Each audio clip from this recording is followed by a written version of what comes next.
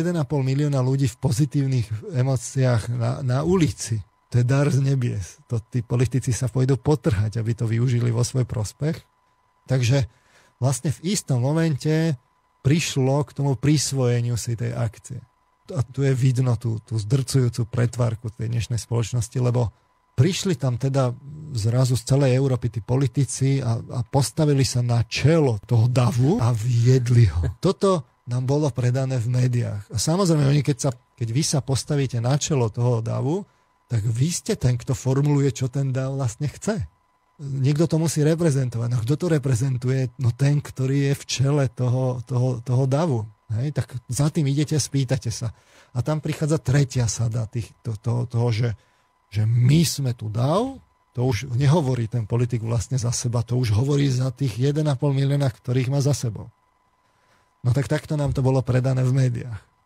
Realita bola taká, že politici sa postavili do vedľajšej ulice, kde nebol žiaden dav, prišli tam na limuzínach, postavili sa tam, bol tam bezpečnostný personál, dohromady pár ľudí za nimi, urobili sa tie fotografie, tak si všimnite, že všetky sú v tej rovine očí, no. lebo hneď ako sa ukázali tie fotografie trochu vyššie, tak sa ukázalo, že za nimi dohromady nikto nie je. Prázdny priestor bol za nimi. Potom, keď toto nafotili a urobili tam tie svoje akoby mediálne grimasy, ktoré akože tam teraz kývali a teraz sa nejako tvárili, ktoré im de facto dali ten mandát, že môžu hovoriť za ten dav, tak hneď ako si to prevzali, nastúpili zase do tých limuzín a odišli.